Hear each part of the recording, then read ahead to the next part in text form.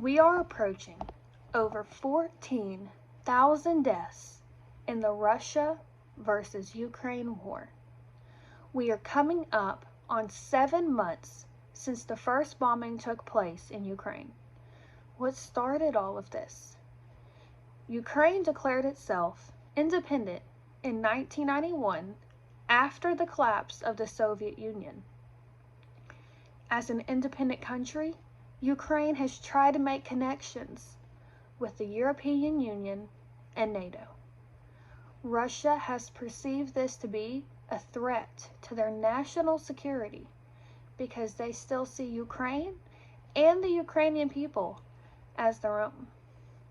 Over 7 million Ukrainians have fled across the border to neighboring countries like Poland to seek safety from the invasions of Russia.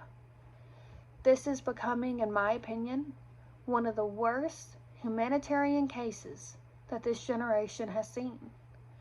The country's medical system is currently crumbling as they run out of medicine and help. Maternity and children hospitals have even become targets in these vicious attacks.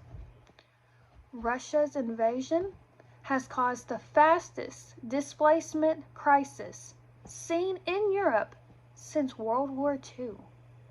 The world has watched and witnessed the deaths of countless innocent civilians, the destruction of their homes, the destruction of the infrastructure in Ukraine, as well as this massive displacement that has occurred. Over 7 million Ukrainians have been displaced, and they're becoming increasingly vulnerable as these winter months creep up. The majority of the 7 million who have been displaced by this war are women and children, and they are in grave risk of violence, exploitation, and abuse. The women and children impacted by this war are unable to reach the necessary emergency medical services and basic health care. If health care for women continues to shut down, they will lose access to critical maternal health care, which for them could make childbirth a life-threatening experience. The International Rescue Committee is calling for international donors and world leaders to prioritize supporting and protecting services for women and children, which means listening to the women and children affected and coordinating and implementing a humanitarian response in Ukraine and the surrounded affected countries. This war doesn't just impact Russia and Ukraine. It is affecting the countries surrounding it as well. Somalia has announced that, quote, famine is at the door. Due to this disruption of the food supply and recent severe drought, the people of Ethiopia, Kenya, and Somalia were already on the verge of starvation before this war started. The countries surrounding Ukraine are crucial to their success in this war. The world must prepare for the worst. The relief services that are going to be needed in and around Ukraine are going to be horrific. Neighboring European countries need to welcome their fleeing neighbors by keeping their borders open and ensuring full access to asylum.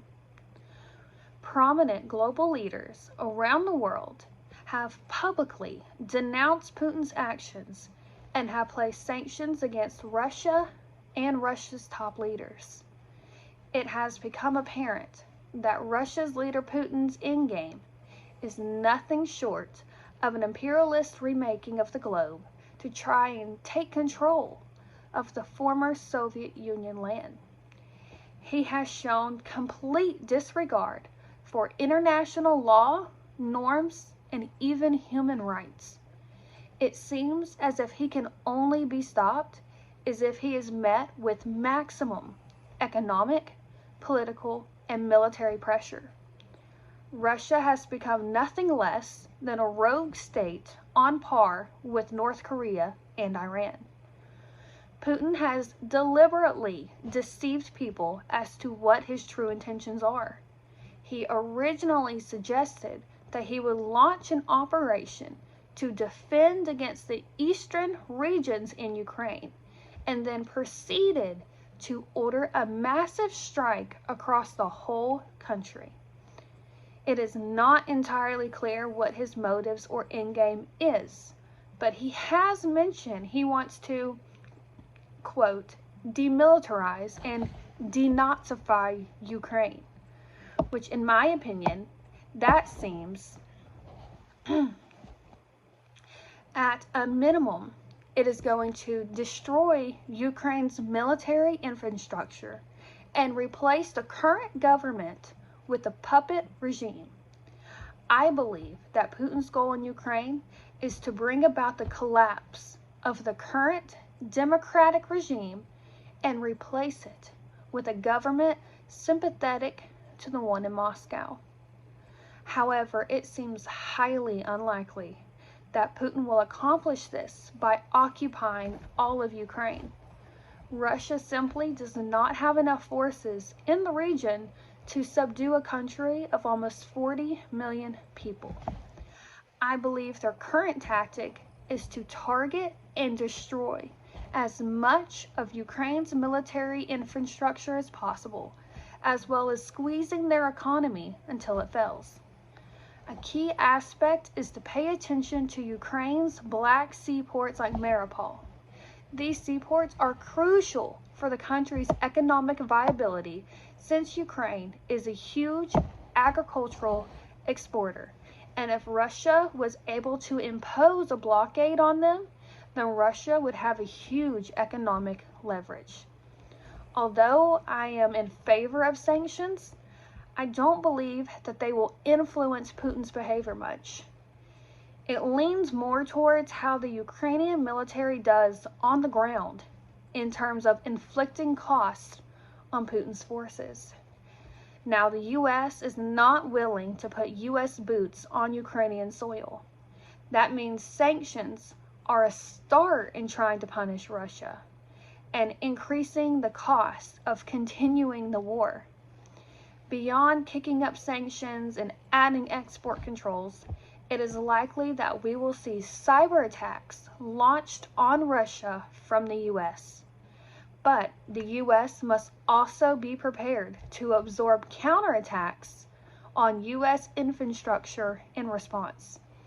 President Biden of the U.S. has stated, quote, "America stands up for freedom." But Putin seems hell-bent on standing up for an authoritative government.